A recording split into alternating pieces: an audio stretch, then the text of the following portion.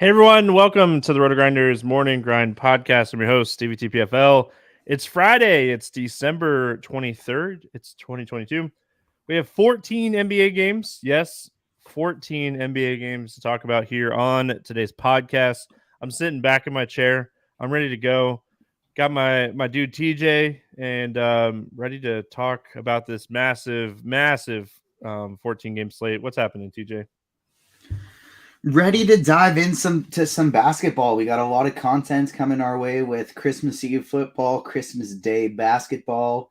Ready to dive into it with this 14 game NBA slate while side eyeing this Thursday night football game.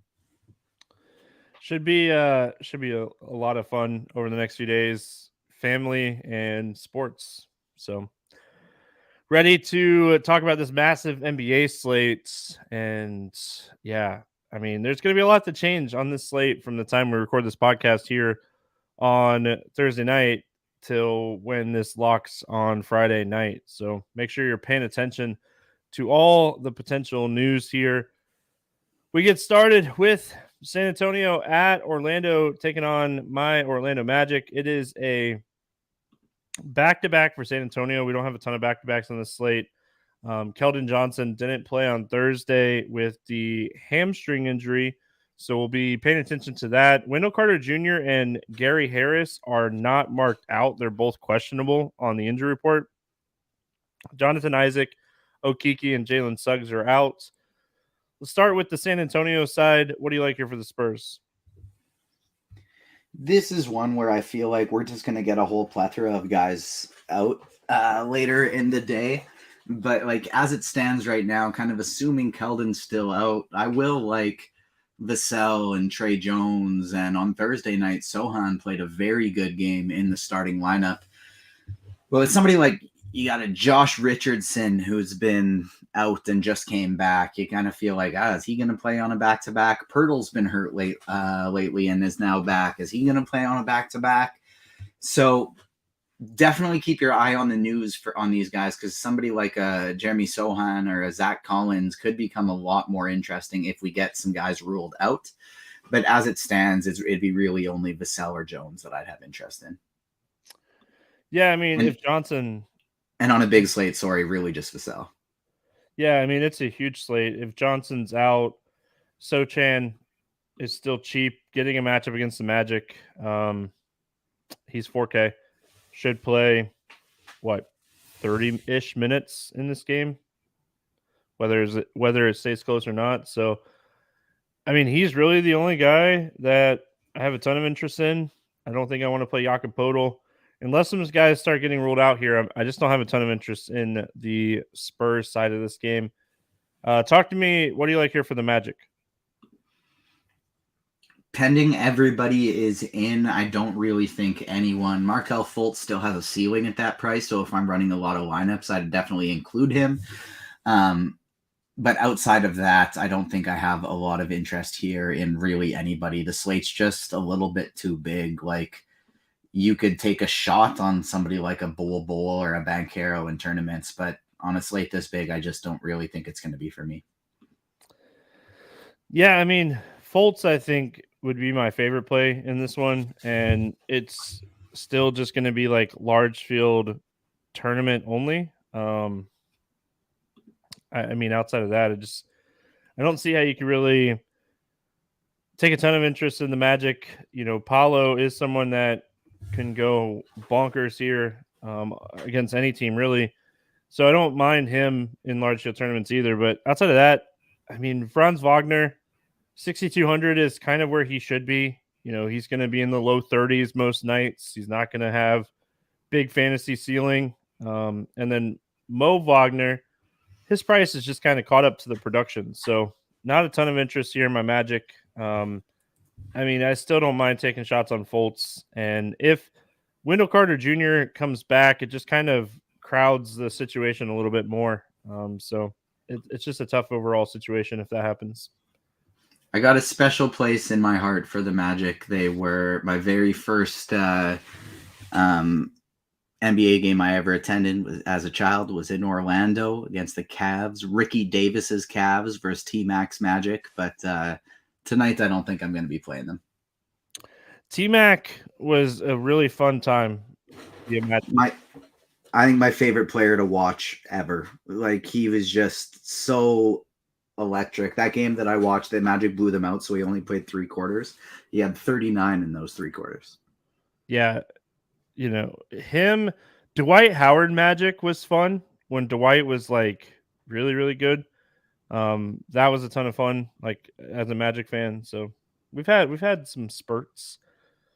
Good old fashioned Shaq days. That's what I grew up like. That's what I grew up watching the Magic. So anyway, we got the Clippers and the 76ers, 216 total. The 76ers a 3.5-point favorite. John Wall is questionable and Maxey remains out, but that's really all the injury news that we're looking at in this game. What are your thoughts here for the Clippers? Great defensive teams. This shouldn't play overly fast. The only player that I'd play in maybe GPPs for the Clippers is Zubats, just because assuming he can stay out of foul trouble, he'll have to play big minutes against Embiid. Yeah, I don't mind that. 4,700. If he got 28 minutes, he has a little bit of ceiling. But man, you talk about foul trouble. This guy just lives in foul trouble. So I think the risk is real for sure. With Zubac, I mean, yeah, like you said, if he can stay out of foul trouble, that's where he becomes somewhat interesting. Kawhi and I was priced, looking at FanDuel first here, but after I switched over to DK, I think I would have some interest in Paul George too. I was going to say Kawhi is kind of priced where he should be, but Paul George's under 9K. He's someone that's capable of 60 plus fantasy points. So yeah, I think this is a spot that you could definitely take some shots on Paul George. And that's really it. And then on the Philadelphia side of this game, I mean, I think you could play Embiid against anybody, especially like against Zubac. He should dominate Zubac in this game. What are your thoughts on Philadelphia? Yeah, Embiid is really the only one I'd have interest in playing in this game. Maybe James Harden over on FanDuel where he's 9,400, but I think Embiid makes for a great tournament play. And the rest of these guys, it's just kind of a fade spot for a slate this big. All right, we're moving on. We got Minnesota at Boston. This game is currently at a 231 total, and the Celtics are a 9-point favorite. As far as injury news in this one, Gallinari is out. Marcus Smart is questionable. Kyle Anderson and Rudy Gobert are both questionable. McLaughlin, Prince, and Karl-Anthony Towns out. So we'll start here with the Minnesota side. I mean, now Gobert is dealing with a sprained ankle. Coming back, playing 38 minutes the other night, looked fantastic. What are your thoughts here on Minnesota? If everyone is in, I don't have a ton of interest in these guys. Maybe a little D'Lo, maybe a little Anthony Edwards, and a little bit of Gobert. But for the most part, I'm not super interested in these guys up against Boston. If we happen to get news that Anderson's out, Gobert is out, we can go right back to the well with Naz Reid. 53 on DK, 55 on FanDuel. Fantastic price tag. I think he probably becomes like the top center value on the slate. And so he's very interesting if they're out. And then for tournaments, I think I'd even take a look at Jaden McDaniels if those guys are out as well. And it would obviously make Russell and Edwards even a little bit more interesting as well.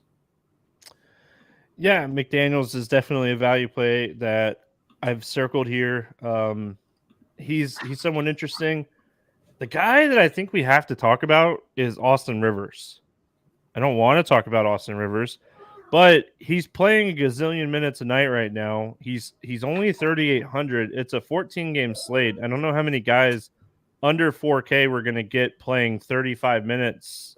So if Kyle Anderson misses another game, I think Austin Rivers at 3,800 is one of the top value plays on the slate, which Austin Rivers and top value play on the slate just sounds dirty. What are your thoughts on Austin Rivers? It's going to be a no from me. 14-game slate. We're going to have other stuff opening up. Yes, he has been playing phenomenal lately, but we look at his game log, 8 for 13, 6 for 7, 5 for 7, 6 for 7. That can't continue. It's Austin Rivers. Yes, he is on a bit of a hot streak right now, but I'm sure on a 14-game slate, we're going to get something better pop up. Like if Anderson and Gobert are both out, and I'm playing a ton of lineups, he stays in the pool. But I just have a tough time believing that hot shooting can keep up and that we're not going to get a little something better open up. I mean, I like playing the hot hand. So, I mean, he's just so cheap. At 3,800, if he gets like a 25-point game, he's not going to kill you. And if he gets a 35-point game, you're going to be off to the races. So, I mean, I don't mind Rivers. Boston side, what are your thoughts here on Boston? If we get Smart playing in this one, nobody other than Jaylen Brown and Jason Tatum, and Jaylen Brown's price tag's getting up there. He's getting a little tough to play, but if we happen to get Marcus Smart out again, then I would have interest in both Malcolm Brogdon and Derek White. Yeah, I mean, yeah, if Smart is out, taking a shot on one of those cheaper value plays, I think is definitely playable. I think I like Brogdon's ceiling more than I like White, but White is a lot cheaper. I don't mind taking a tournament shot on a Brown or a Tatum. Yeah, I mean, I don't hate Brown or Tatum for large field tournaments just because I don't think they get a ton of ownership, and like realistically this game has a 231 implied total. I mean, this game has a lot of potential to stay close and a lot of scoring potential here for the Boston side. So I don't mind large field tournaments with Tatum or Brown because I really think they'll be low owned. The one thing I'll say is they're going to both be low owned on both sites, but pick and choose where you play them because you're not going to have to worry about ownership. So if you want to play Jason Tatum, play him on DraftKings where he's 10-8 as opposed to FanDuel where he's 11-2. And if you want to play Jaylen Brown, play him on FanDuel because he's 8-8 over there as opposed to 9-5 on DraftKings. Excellent point. Pair him with Austin Rivers. You're off to the races. Toronto at Cleveland. How dare you mix that in before I could get a last word? That's right. Hosting 101, 215.5 total in this game. Cavs a 4.5 point favorite going up against Toronto. I mean, the Cleveland side, Mobley's questionable, dealing with a right knee. Rubio's still out. Stevens is upgraded to questionable. Wade and Windler remain out. And then on the Toronto side, Precious is still out. Porter's out. Gary Trent and Birch are both questionable. So a little bit of news that could potentially affect both of these teams. What do you like here for Toronto? Before we dive too far into it, I just have to take a mini victory lap because I was on the Crunch Time combined show Thursday night for NBA and NFL, and I touted heavily, let's roll with 5K in this rainy day on FanDuel. Let's play Chris Streveler. They just called him up. He's a running QB. They called him up for a reason. He's 0.4% owned. He is now in at quarterback for the Jets in the third quarter. First play, he had a rush of 5 yards. Second play, he had a pass of 7 yards. He's cooking. Hopefully they just leave him in there. On the Toronto side of things, my Toronto Raptors, they've been starting Juancho Hernan-Gomez lately, and he's been playing typically mid-20s minutes. He hasn't been as hot as a guy as Austin Rivers, but I feel like if we don't look at the game logs, we kind of got to view those two players pretty similarly. However, if we are looking at game logs, the player we are interested in is Pascal Siakam. 76 fantasy points last game, 68 his game before. This guy's just been absolutely cooking, playing 40-plus minutes, shooting the ball a ton. He's going to be a phenomenal tournament play because the slate's so big. Hopefully he's not going to be all that highly owned against a difficult Cleveland defense, but Siakam is a phenomenal play. If I was running 150, I would probably keep OG Anunoby in my pool on DraftKings. And Fred VanVleet is a very interesting play on DraftKings as well, where he is not on FanDuel, where he is, 95 or something like that? $9,600. My only concern is the matchup, the pace of this game. Siakam, I mean, his usage with Gary Trent out has just been through the roof. I worry about that. Just in a really tough matchup here. If Trent is out again, I mean, I definitely don't mind taking the shots on really anybody from Toronto because the shot attempts are going to be there. Like OG shot 15 times the other night. That's 4 times in his last, or 3 times in his last 5 games with Trent out that he's at least shot 14 times. So I definitely don't mind that. It's a tough matchup. Cleveland's a tough team. They play somewhat slow. They play great defense, and they play the slowest pace in the NBA, and they're first in defensive rating. They're really the worst team to target like teams against and players against. What are your thoughts on the Cleveland side of this game? Tough to really like anybody on this Cleveland team. Like if we happen to get something crazy like Donovan Mitchell out, he's been missing games every now and then yeah, Darius Garland is a lot of fun. But if Jared Allen, Evan Mobley, Kevin Love, all these guys are playing, it's tough to really like any of them. We do have Mobley questionable, so if he doesn't play, Jared Allen, I think, becomes a very good tournament play. Always, I mean, if you're running 150, you always include Jared Allen in his pool, in your pool, because he can block 5 or 6 shots. But if Mobley were to miss, then I think Kevin Love becomes a phenomenal value play. Yeah, I mean, this is just if Mobley's out, I have some interest here on the Cleveland side with Kevin Love, like you said, at 4,200. He just becomes too cheap in a game. They're going to need size. I don't mind Allen if he was a little bit cheaper, maybe, but like this is just not a game that I love. I just like overall do not love this game. So I just struggle with getting like a ton of exposure to this game in general. So that's kind of where I'm at. Um, yeah, moving on. We got Chicago going up against New York, the Knicks. This game has a 225.5 total. The Knicks are a 5-point favorite. As far as the injury report here, Caruso and Ball remain out. Green is doubtful, and Derek Jones Jr. is out for the Bulls. And then on the Knicks side, Quentin Grimes is questionable, and Obi Toppin remains out. We'll go to the Chicago side first. What do you like here for the Bulls? I really like getting some Kobe White in this spot. Like, weird that when DeRozan's been playing some good basketball and Zach LaVine still has a cheap price tag, especially on FanDuel where he's 7K flat, and Jalen Brunson's been playing such good ball on the other side, that my favorite play I think is Kobe White. But if we get Caruso out, Green out, Dragic out, then I think White is just going to be one of the best value plays on the board. Played 30 minutes last game, shot poorly, still put up over 25 fantasy points. I like him quite a bit. I mean, the minutes are going to be there. If he could shoot a little bit better, I mean, he's someone that's active defensively when he's getting minutes. Hustle type of player. I love the Kobe White call.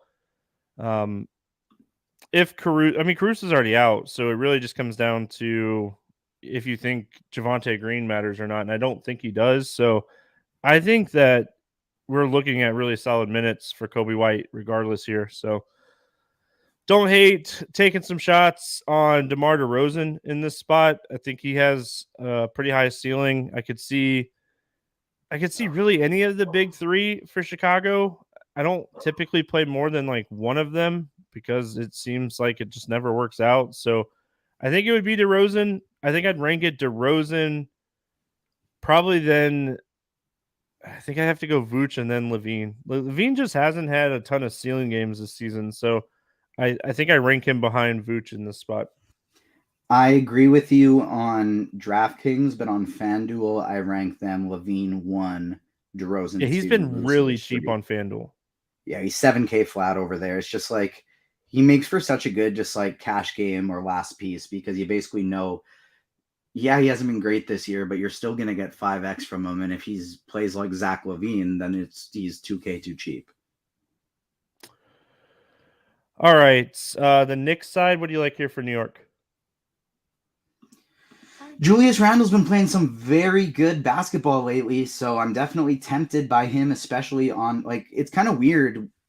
The prices on these sites lately have been very conducive to their salary caps. Like typically the higher end guys are a bit more expensive on DraftKings. The mid range and lower tier guys are a bit cheaper, are more expensive on FanDuel. The low end and mid tier guys are a bit cheaper on DraftKings as they are on FanDuel, but it's typically the cap is smaller on FanDuel. This week we're just seeing very weird differences in prices, and the two that have stood out to me the most on FanDuel in comparison to DraftKings, three if you include Zach LaVine, but it was first off, just seeing Paul George cheaper on DraftKings felt weird to me because there's some entire teams like the Raptors who are way cheaper on DraftKings than they are on FanDuel. But seeing that Paul George cheaper over there threw me off a little bit. But then this Julius Randle for on FanDuel, 9,200 as opposed to the 97 on DraftKings. Power forward and center eligibility as opposed to just power forward. I think he makes for a much stronger play over there, whereas I'd rather play somebody like a Jalen Brunson or RJ Barrett on FanDuel, on DraftKings, where they're a little bit cheaper. So it's mostly Randall on FanDuel and Brunson and Barrett on DraftKings for me. However, if Quentin Grimes is out and Isaiah Quickly starts again, then I would have some interest in Isaiah Quickly as well. And then last piece would be Mitch Robb in tournaments. I'll always get to a little bit if I'm playing a ton of lineups. This dude looks like Tim Tebow out there. I know YouTube chat. What do you think? He looks like Tim Tebow out there. He does. He's like a horrible thrower. He started the year before he went to the NFL that he started for the Winnipeg Blue Bombers in the CFL. He had 8 touchdown passes and 14 interceptions. Like he was just not good at all, but he ran for 800 yards and 12 touchdowns that season. So he got moved up to the NFL as like a special team / wildcat guy. And I'm just pumped because I told people to play him on crunch time today, and now he's in the game. Well, he just threw a dime to Corey Davis and he dropped it. So as far as the Knicks for me, I think Julius Randle at either price tag has the highest ceiling on this team.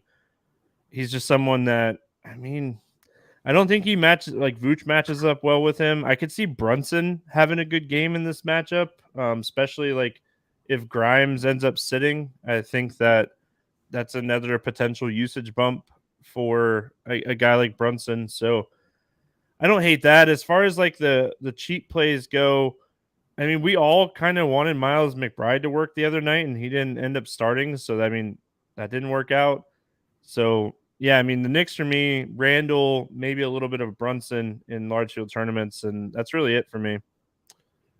Yeah, same page here. Detroit at Atlanta. 233 total in this game. The Hawks an 8.5 point favorite. The Hawks Capella's questionable. Detroit, Cunningham's out and Livers is out. We'll go to the Detroit side first in this one. It's the battle of the Bogdanoviches. Hayes, his production's just all over the place. Jaden Ivey had a good game the other night and then followed it up with an okay game.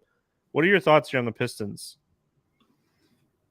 Tale of two sites for this one for me. I don't really have any interest in these guys on FanDuel, but on DraftKings, where Hayes and Ivey are in the 5Ks instead of the 7Ks, I have a little bit of interest in them. Jalen Duren's been starting, playing decent minutes. I think I'd have some interest in him if I was playing a lot of lineups, but that's about it. Yeah, I don't know. I don't have a ton of interest in Detroit. I like the matchup on paper. Maybe it's Durant. Durant at 5K. He had it back-to-back, and he had a tough matchup the other night against Embiid. Maybe going back to Durant is the answer here. During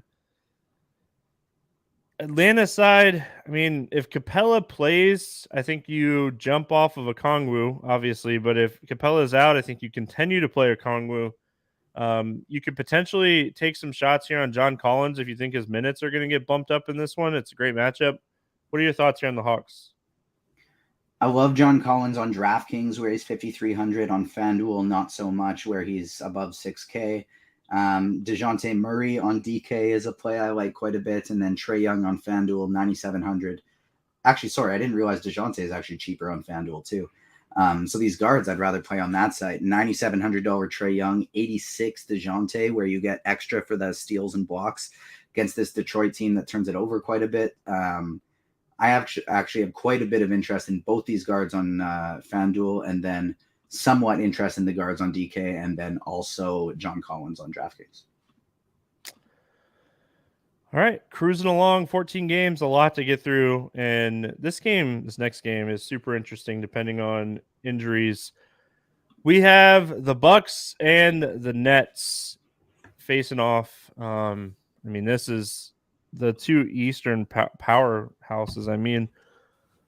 It's a 225 total. The Nets are a 2.5 point favorite.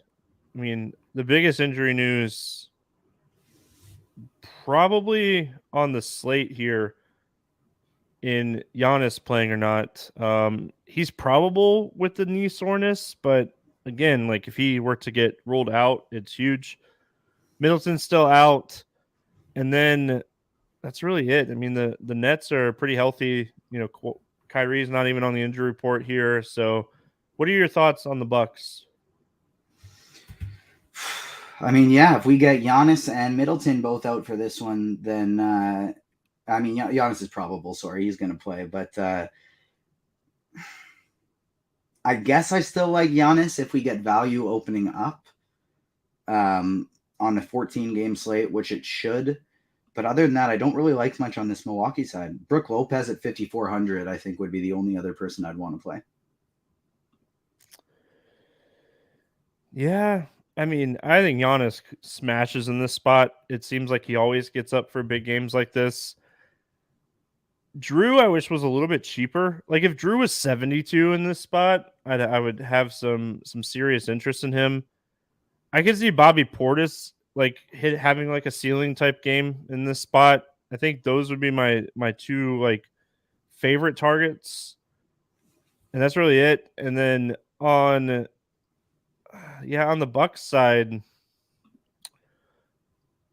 gosh, it's so hard with all three of these guys playing.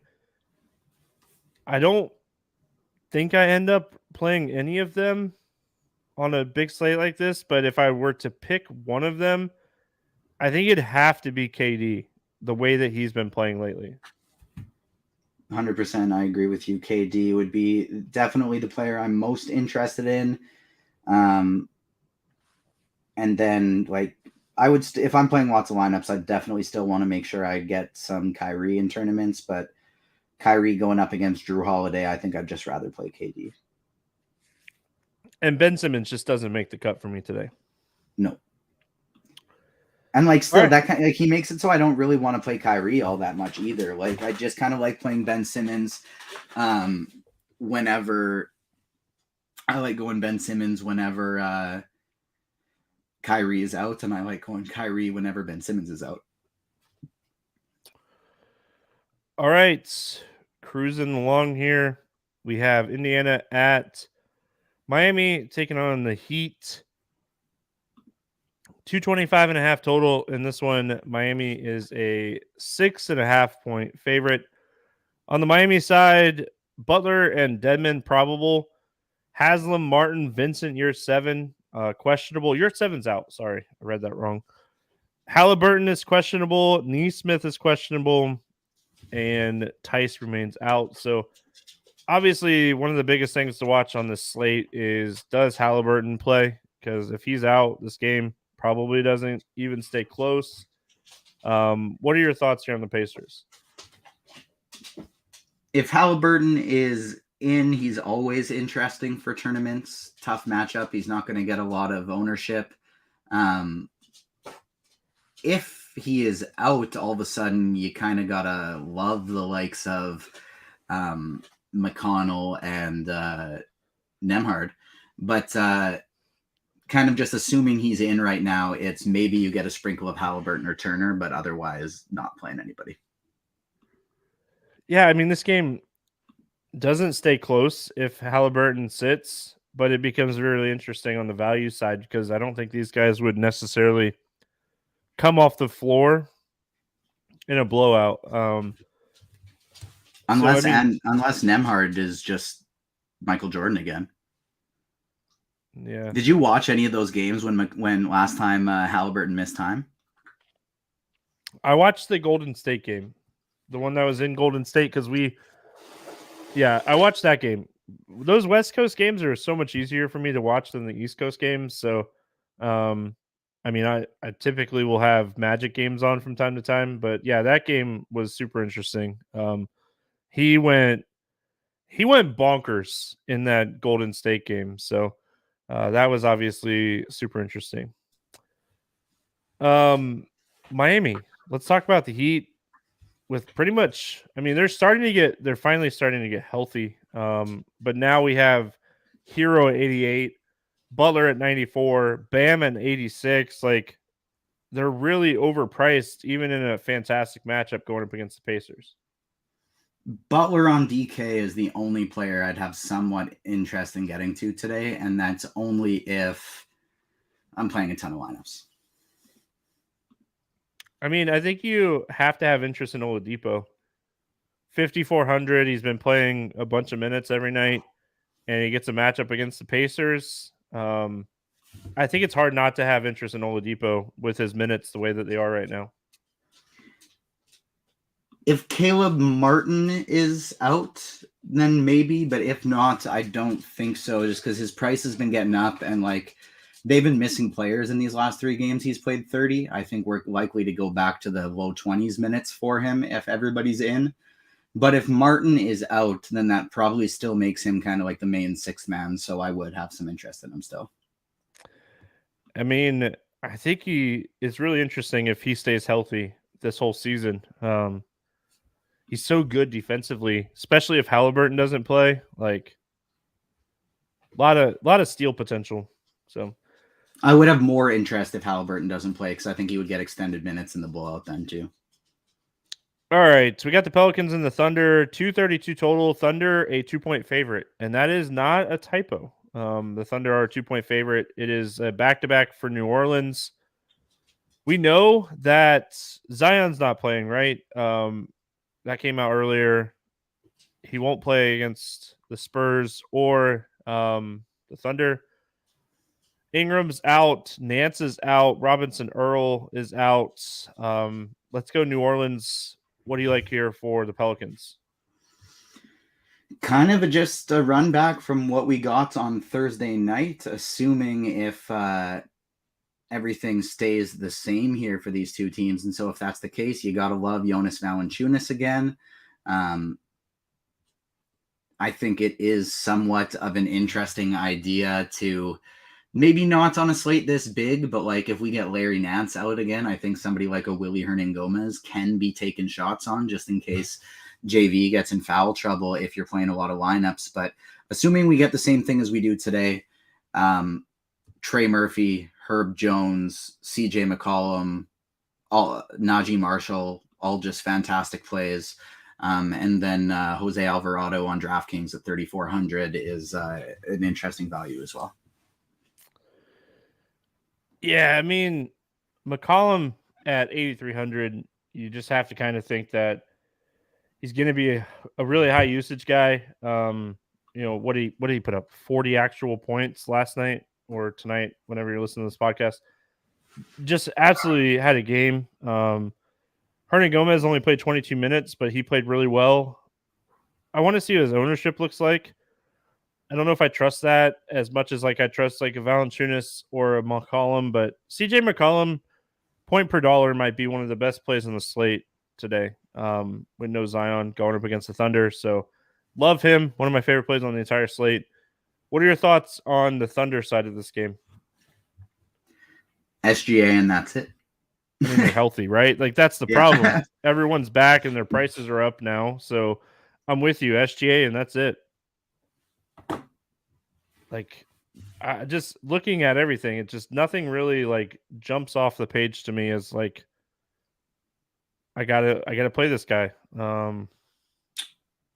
Shucks. Looking at today's NBA slate, I was just looking. I didn't realize that how good of a second half Hernangomez had there.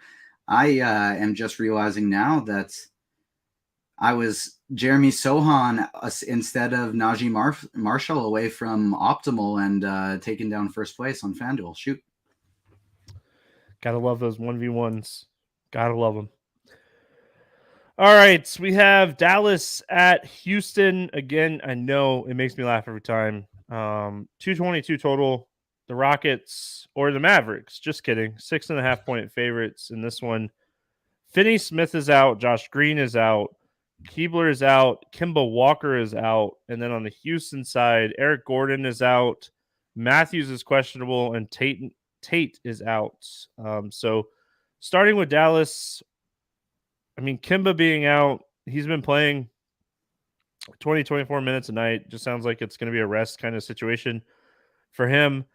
I think like him and Finney Smith being out really help Hardaway. At 5,500, I think you're going to need Hardaway to like shoot lights out and do some other stuff to potentially get there. I wish he was a little bit cheaper with these guys out because I do think like there's solid potential. I could see Dinwiddie having a solid game, but not paying off this price tag. Luka is Luka. He's 12.5. I think I would prefer Giannis over Luka today if I'm just going all the way up. But I mean, it's a matchup against Houston. It's one of the better matchups in the NBA.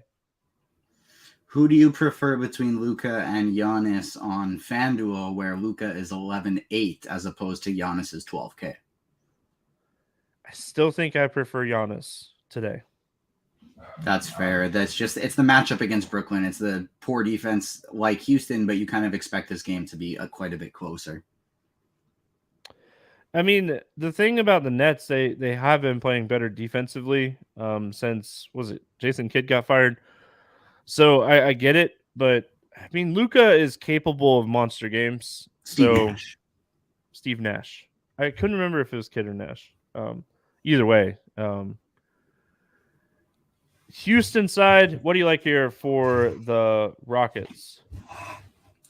Only if I'm playing Luka Doncic, I would consider Jalen Green or Şengün.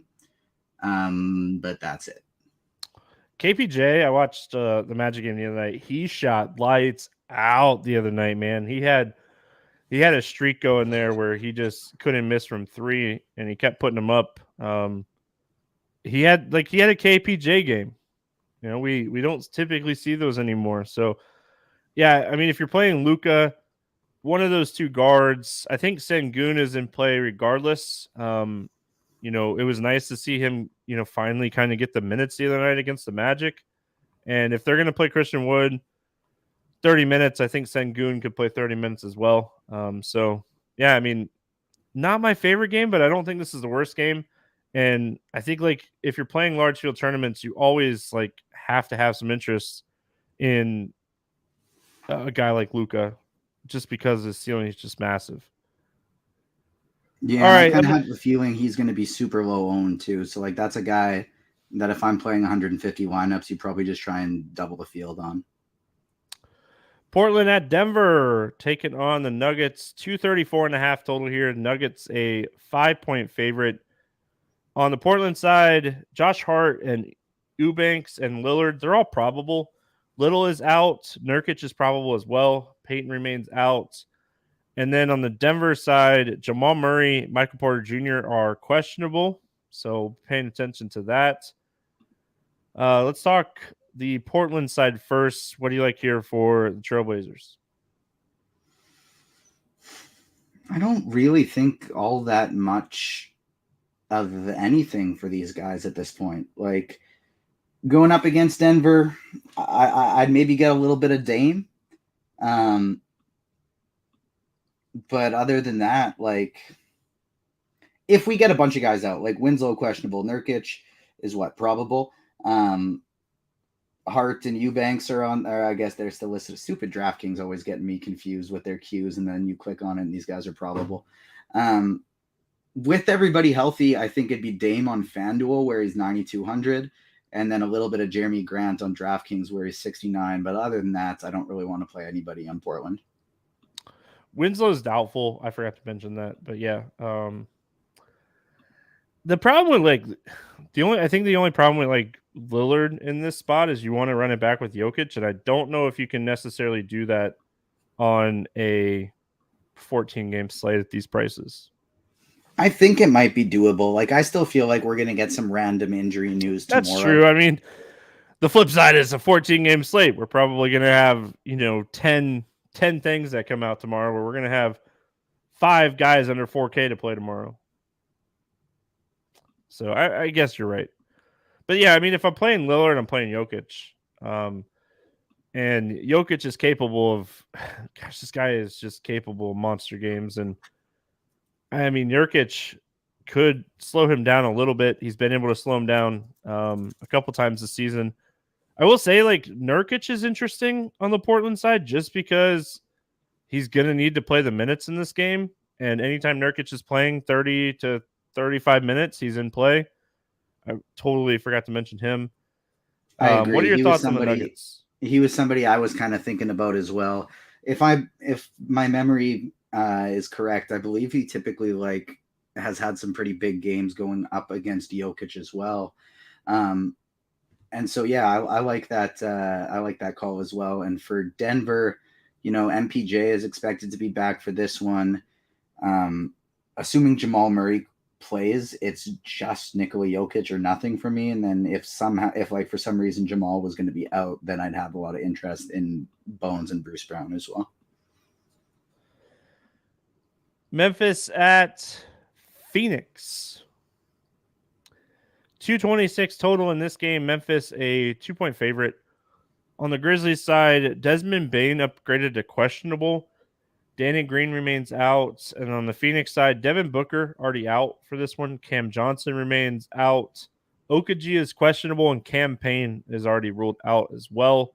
We'll start with Memphis. I mean, pay attention to this Desmond Bane news, because if he were to play, could potentially hurt like Dylan Brooks, Tyus Jones, John Morant type plays. What are your thoughts on Memphis?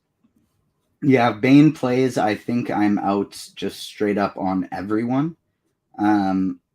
If he is out, I would have some minor tournament interest in Ja and JJJ, but that would be it. Yeah, I want to like this game. I think this game has the potential to be really competitive and like a really solid game. I'm just struggling where to get exposure. If Bane sits, I like Triple J for tournaments. I like Ja for tournaments. And I mean, I think you could take some shots on like a Dylan Brooks, especially if like Ja's going to deal with Chris Paul.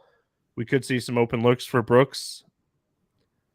On the Phoenix side, I mean, it's hard not to have interest in Ayton. He's been absolutely crushing with Booker out. His usage goes up. Bridges is interesting with no Booker and Payne, but we want it to work. It hasn't been working. Shaman is a value play, but his price has kind of come up. What are your thoughts on the Suns? Yeah, Phoenix Suns.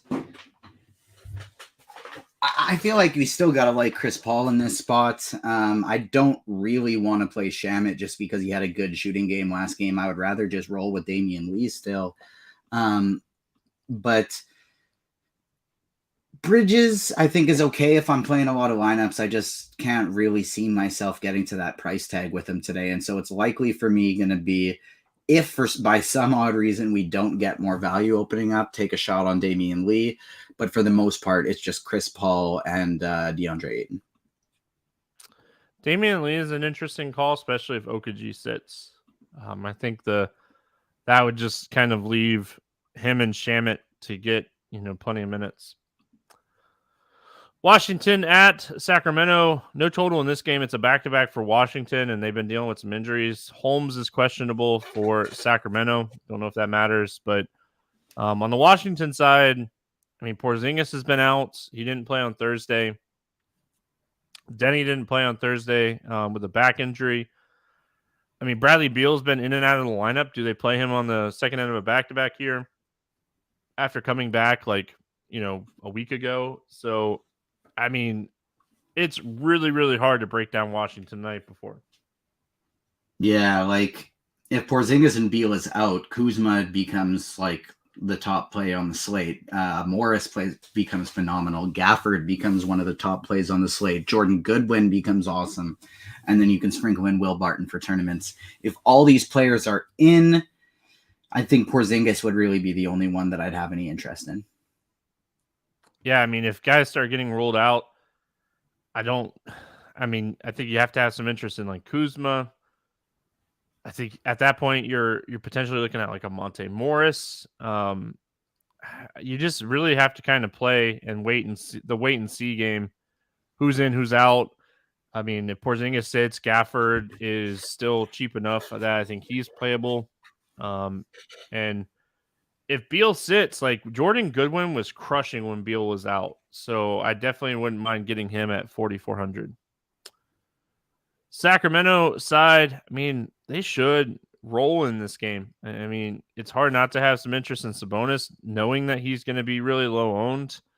Fox, I mean, he has the ceiling to break a slate. What are your thoughts on the Kings? If you are running lots of lineups, you absolutely are keeping De'Aaron Fox and Domantas Sabonis in your pool.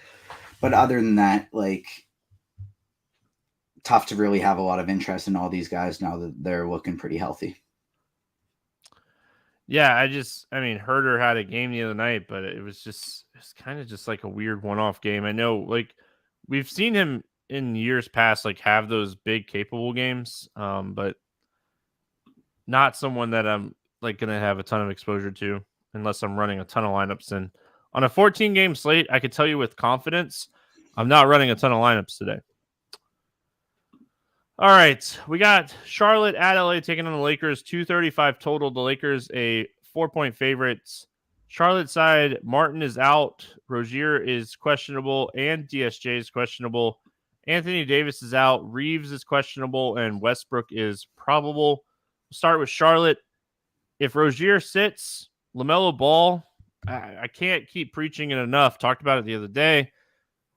He played 37 minutes the other night. Like, we know the minutes are there. We know the usage is insane. Like, how do you not have interest in LaMelo Ball under 10K if Rozier sits?